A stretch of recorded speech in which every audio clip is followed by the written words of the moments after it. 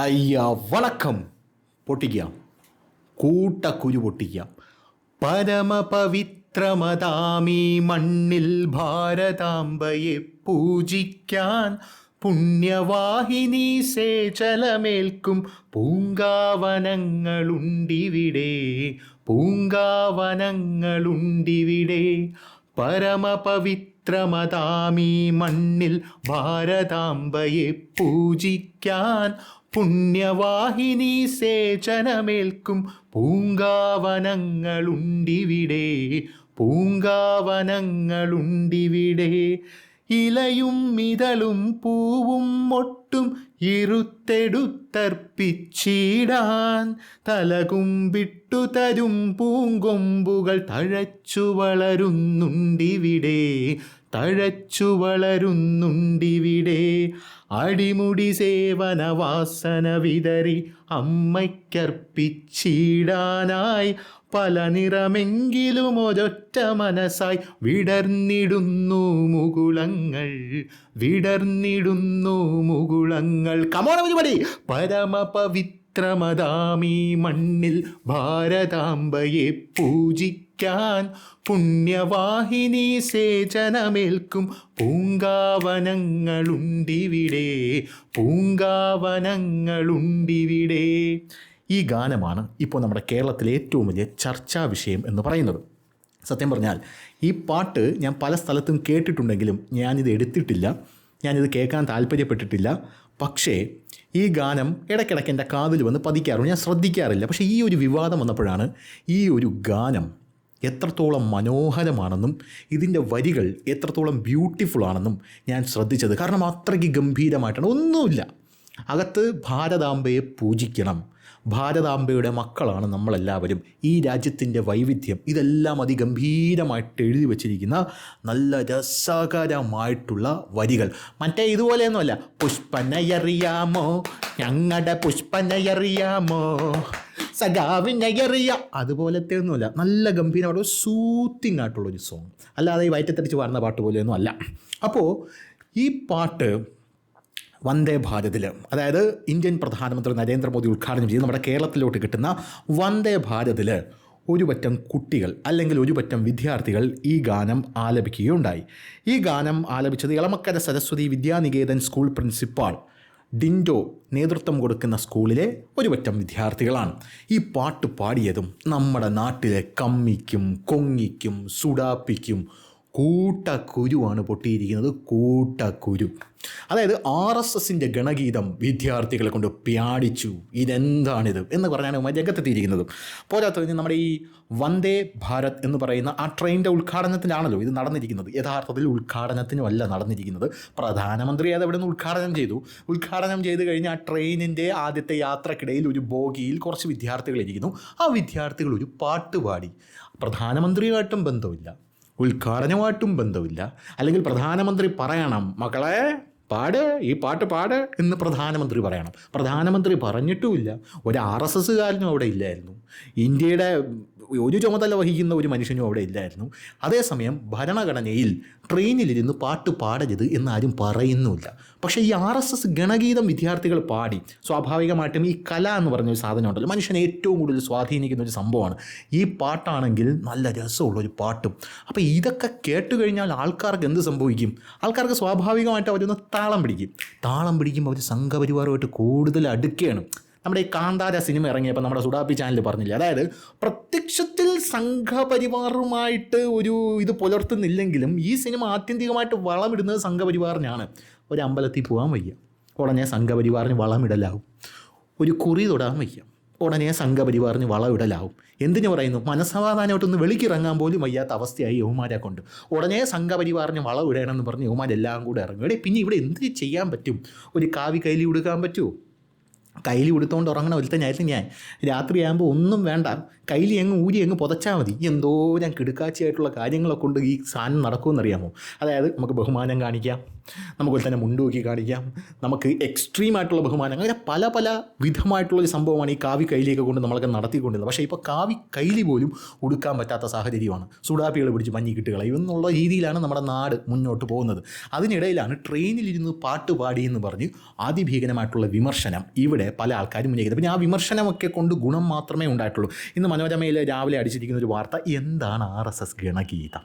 അതായത് നാട്ടുകാർക്ക് അറിയില്ല ഈ സംഭവം എന്താണെന്ന്. നാട്ടുകാരിങ്ങനെ പഠിക്കുകയാണ്, ഇതെന്താണ് സാധനം, അപ്പോൾ ഇതെന്താണ് സംഭവം. എൻ്റെ ഒരു കമ്മ്യൂണിസ്റ്റ് സുഹൃത്തുണ്ട്. ഈ കമ്മ്യൂണിസ്റ്റ് സുഹൃത്ത് അവനോട് ഈ പാർട്ടി ക്ലാസ്സിൽ പഠിപ്പിച്ചു വെച്ചിരിക്കുന്ന പല നുണകളുമുണ്ട്.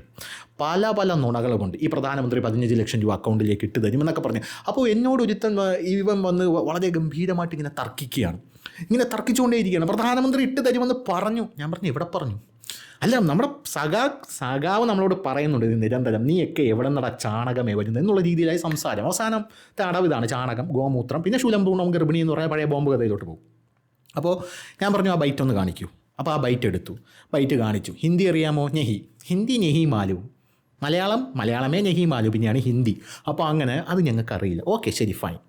ഒരു കാര്യം ചെയ്യും, പ്രധാനമന്ത്രി നരേന്ദ്രമോദി നിനക്കൊക്കെ വേണ്ടിയിട്ട് ഡിജിറ്റൽ ഇന്ത്യ എന്ന് പറഞ്ഞൊരു സംരംഭം കൊണ്ടുവന്നിട്ടുണ്ട്. ഇപ്പോൾ AI വന്നു, ഒന്ന് ട്രാൻസ്ലേറ്റ് ചെയ്യുക, അങ്ങനെ എന്താണ് പറഞ്ഞത് ട്രാൻസ്ലേറ്റ് ചെയ്തു, സംഭവം മനസ്സിലായി. പക്ഷേ സഖാവ് അങ്ങനെയല്ലല്ലോ പറഞ്ഞു തന്നിരിക്കുന്നത് എന്നുള്ളതായി. പിന്നീട് സഖാവ് അങ്ങനെ പറയൂ, സഖാവിന് അങ്ങനെ പറയാൻ പറ്റൂ, എങ്കിൽ മാത്രമേ സഖാവിൻ്റെ വയറ് നിറയൂ. മനസ്സിലായില്ലേ? സഖാവ് നിങ്ങളെപ്പോലെയുള്ള ആൾക്കാരെയൊക്കെ സഖാവിൻ്റെ അണികളായിട്ട് വച്ചിട്ട് സഖാവ് എന്ത് ചെയ്യും? ഇവിടെ ഭരണം പിടിച്ച് വലിയ വലിയ കുത്തക മുതലാളിമാരോട്ടൊക്കെ കൂട്ടൊക്കെ കൂടി സഖാവ് ഇങ്ങനെ വയറൊക്കെ നിറച്ച് ശബരിമലയിലെ സ്വർണ്ണപ്പാളിയൊക്കെ അടിച്ചു മാറ്റി ഇങ്ങനെ നൈസായിട്ട് ജീവിച്ചു പോകുന്ന ഒരു ജീവിതമാണല്ലോ സഖാവിൻ്റേത്. വ്യത്യസ്തമായിട്ടുള്ളൊരു ജീവിതമാണ് സഖാവിൻ്റേത്. അപ്പോൾ സ്വാഭാവികമായിട്ടും സഖാവ് അങ്ങനെ പറയും. അപ്പോൾ അതുപോലെ ഈ ഗണഗീതം ഇതെങ്ങാനും, ഇതൊരു കലയാണല്ലോ, ഒരു പാട്ടാണല്ലോ, ഇതെങ്ങാനും ഫേമസ് ആയി കഴിഞ്ഞാൽ, പക്ഷേ ഇവർ മതമില്ല, എന്നിട്ട് കലയ്ക്ക് മതമില്ല എന്ന് നാഴിക 40 വട്ടം പറയും. പക്ഷേ യഥാർത്ഥത്തിൽ ഒരു മനുഷ്യനെ ഏറ്റവും കൂടുതൽ സ്വാധീനിക്കുന്നത് സൂര്യന് താഴെ കല എന്ന് പറയുന്നത് സിനിമ, സംഗീതം എന്നിങ്ങനെയുള്ള മാധ്യമങ്ങളാണ്. അതാണ് ഈ പല ഈ ഇസ്ലാമിസ്റ്റുകളും റാഡിക്കൽ ഇസ്ലാമിസ്റ്റുകളും ഈ കമ്മ്യൂണിസ്റ്റുകളും എല്ലാം ഇതിൽ കയറി പിടിച്ചിരിക്കുന്നത്. കല, സാംസ്കാരികം, സാഹിത്യം, ഇത് മൂന്നുമാണ് യുവമാരുടെ തുറുപ്പ് ചീട്ടെന്ന് പറയുന്നത്. കാരണം ഇത് മൂന്നിലൂടെയും അടുത്ത വളർന്നു വരുന്ന തലമുറയെ ഗംഭീരമായിട്ട് സ്വാധീനിക്കാനായിട്ട് സാധിക്കും. പിന്നെ ചപല മനസ്സുള്ളവരുണ്ടല്ലോ, അവരെയും സ്വാധീനിക്കാനായിട്ട് സാധിക്കും. ഏതെങ്കിലും ഒരു ഘട്ടത്തിൽ എവിടെയെങ്കിലും വിഷണ്ണനായി തളർന്നിരിക്കുകയാണെന്ന് വിചാരിക്കുക, അല്ലെങ്കിൽ ഒരു ബ്രേക്കപ്പായി തളർന്നിരിക്കുകയാണെന്ന് വിചാരിക്കുക. അങ്ങനെ തളർന്നിരിക്കുന്ന അവൻ്റെ അടുത്ത് പോയിട്ട് അവനൊരു കുറ്റിപിടിയും കൊടുത്തിട്ട് ഒന്ന് ഇരുത്തി വലിച്ചേ. അവൻ ഇരുത്തി വലിക്കുമ്പോൾ അടുത്ത് വന്നിട്ട് പുഷ്പനയറിയാമോ, ഞങ്ങളുടെ പുഷ്പനയറിയാമോ എന്നൊക്കെ പാടിക്കൊടുത്ത് അവൻ മലനടിച്ച് ഒന്ന് വീഴും. അത് വേറെ കേസാണ്. അപ്പോൾ ഇതാണ് അതിൻ്റെ സംഭവം എന്ന് പറയാം. അതുകൊണ്ട് ഇവർ അതിനെ അതിഭീകരമായിട്ട് എതിർത്തു.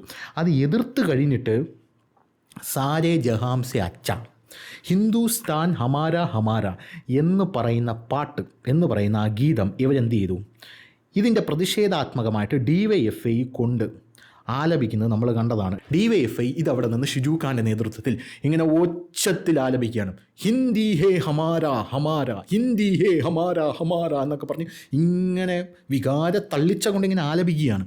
യഥാർത്ഥത്തിൽ ഒരു കാര്യം എനിക്ക് പറയാനുള്ളത്, ഈ ഗണഗീതം എന്ന് പറഞ്ഞാൽ പരമപവിത്രമതാമീ മണ്ണിൽ ഭാരതാംബയെ പൂജിക്കാൻ, ഭാരതാംബയെ പൂജിക്കണം. എല്ലാവരും നമ്മളെ ഒന്നാണ്, എല്ലാവരും ഒറ്റക്കെട്ടാണ്, പൂ ഇറുത്തെടുത്ത് ഭാരതാംബയുടെ കാൽക്കൽ വയ്ക്കണം എന്നൊക്കെ പറയുന്നൊരു സംഭവത്തിൽ വർഗീയതയോ അല്ലെങ്കിൽ മറ്റൊരാളെ ദ്രോഹിക്കണമോ എന്നൊന്നും പറയുന്നതിൻ്റെ തെല്ലൊരു അംശം പോലും ഇല്ല. പക്ഷേ ഈ ഡിഫി ഇവിടെ പാടിയ ഈ RSSൻ്റെ ദേശഭക്തി ഗാനത്തിനെ എതിർത്ത് ഡിഫി പാടിയ ഈ പാട്ടുണ്ടല്ലോ, ഈ പാട്ട് ഹിന്ദുസ്ഥാൻ ഹമാര ഹമാര സാരേ ജഹാം സേ അച്ച, ഇത് എഴുതിയത് മുഹമ്മദ് ഇക്ബാലാണ്. ഇത് എഴുതിയത് ഈ മുഹമ്മദ് ഇക്ബാൽ എന്ന് പറയുന്ന വ്യക്തി ഇന്ത്യ പാകിസ്ഥാൻ വിഭജനം ഉണ്ടല്ലോ, ഇന്ത്യ പാകിസ്ഥാൻ വിഭജനത്തിൽ ഏറ്റവും കൂടുതൽ സപ്പോർട്ട് ചെയ്തൊരു മനുഷ്യനാണ്. പോരാത്തതിന് ഈ സാരേ ജഹാം സേ അച്ച, ഹിന്ദുസ്ഥാൻ ഹമാര ഹമാര എന്ന് പറഞ്ഞു കഴിഞ്ഞാൽ സാരേ ജഹാം സെ അച്ച, ഹിന്ദുസ്ഥാൻ, അതായത് നമ്മളെല്ലാവരും ഹിന്ദുക്കളാണ്, ഹിന്ദുസ്ഥാൻ ഇത് ഹിന്ദുസ്ഥാനാണ്, ഇത് നമ്മളത് മാത്രമാണ് എന്നാണ് പറയുന്നത്. അത് ഈ ഡിഫിയും ഈ കമ്മ്യൂണിസ്റ്റുകാരൊക്കെ പറയുന്ന മറ്റേ ഗ്ലോബലായിട്ടുള്ള ഒരു കുടുംബം ഉണ്ടല്ലോ അതിനെതിരാണ്. ബേസിക്കലി അതാണ്. പിന്നെ വിവരം വിദ്യാഭ്യാസം ഇല്ലല്ലോ, അതുകൊണ്ട് പറഞ്ഞിട്ട് കാര്യമില്ല. ഞാൻ അറിയുന്നവരെങ്കിലും അറിയട്ടെ. അപ്പോൾ ഇതാണ് സംഭവം എന്ന് പറയുന്നത്. അതിനകത്ത് ഇവർ പാടുന്നതിൻ്റെ അർത്ഥം ഹിന്ദുക്കളാണ് നാം, ഹിന്ദുസ്ഥാനാണ് നമ്മുടെ മാതൃരാജ്യം എന്നാണ് ഇവർ പാടുന്നത്. മനസ്സിലല്ലേ? മുഹമ്മദ് ഇക്ബാൽ എഴുതിയത്. ആദ്യം പുള്ളിക്കാരൻ എന്തായിരുന്നു? ഇക്ബാൽ ഒരു രാമഭക്തനൊക്കെ ആയിരുന്നു. അതിനുശേഷം പുള്ളിക്കാരന് അപകടം മനസ്സിലായിട്ട് പിന്നെ പുള്ളിക്കാരൻ ഇത് വീണ്ടും തിരുത്തി എഴുതി. അതായത് വന്ദേ ഭാരതം പിന്നെ തിരുത്തി എഴുതി. ഒരു മനുഷ്യന് വർഗീയത തലയ്ക്ക് പിടിക്കുക അധികം നേരം ഒന്നും വേണ്ട എന്നുള്ളതിൻ്റെ ഏറ്റവും വലിയ ഉദാഹരണമാണ് ഈ ഹിന്ദുസ്ഥാൻ ഹമാര ഹമാര എഴുതിയ ഈ വ്യക്തി എന്ന് പറയുന്നത്.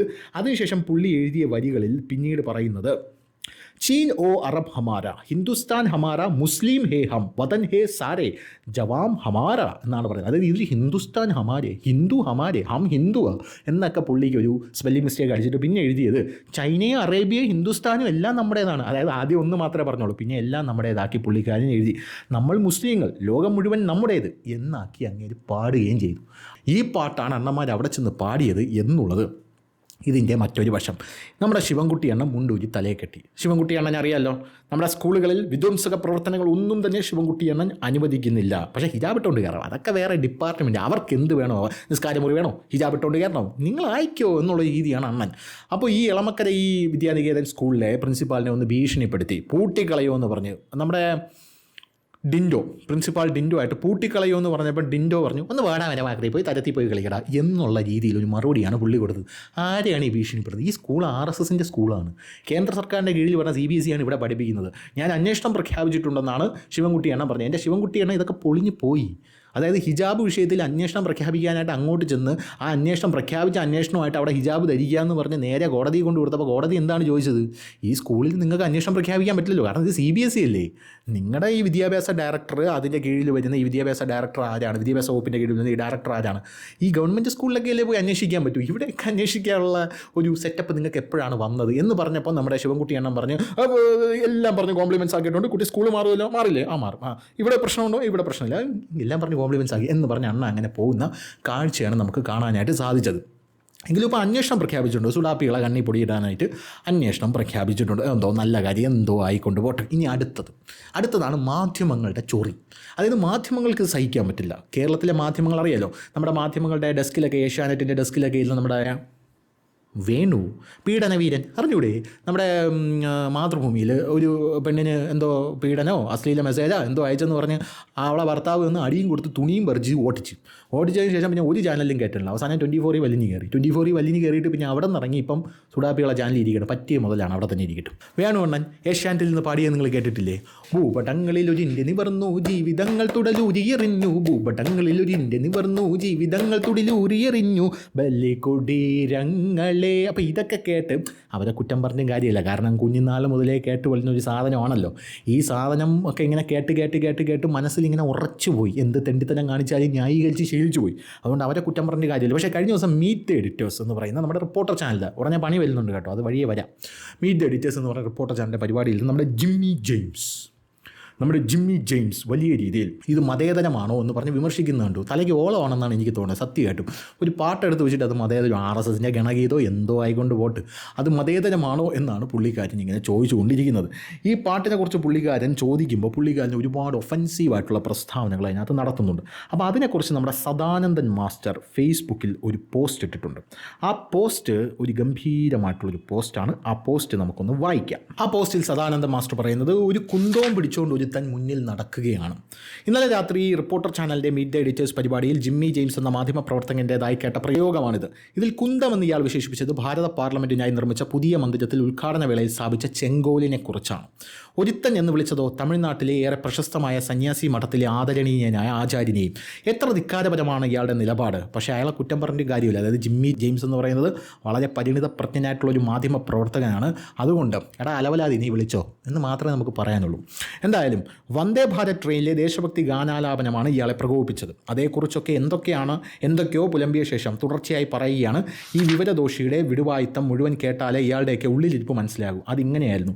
പുതിയ പാർലമെൻറ്റ് വന്നപ്പോൾ, പാർലമെൻറ്റിൻ്റെ ഉദ്ഘാടനം വന്നപ്പോൾ ഒരു കുന്തവും പിടിച്ചുകൊണ്ട് ഒരുത്തൻ മുന്നിൽ നടക്കുകയാണ്. എന്നിട്ട് പറയുകയാണ്, ഇനി ഇതാണ് ഇന്ത്യയുടെ അധികാര ചിഹ്നം. കഴിഞ്ഞ 10-40 വർഷം ഏതോ സ്റ്റോർ റൂമിൽ കിടന്ന സാധനമാണ്. എന്താ? ചെങ്കോൽ.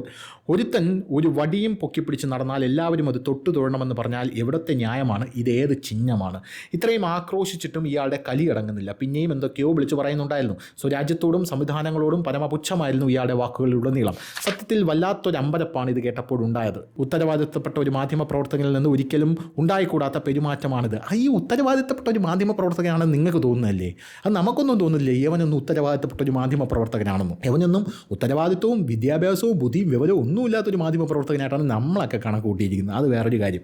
എന്തായാലും ഇയാൾ ഹൈസ്കൂൾ ക്ലാസ്സിൽ പഠിക്കുമ്പോഴെങ്കിലും അല്പമെങ്കിലും നാടിൻ്റെ ചരിത്രം അല്പമെങ്കിലും മനസ്സിലാക്കിയിട്ടുണ്ടാകില്ലേ? ചെങ്കോൽ എന്താണെന്നും അതുമായി ബന്ധപ്പെട്ട ചരിത്രം എന്തെന്നും പഠിച്ചു കാണില്ലേ?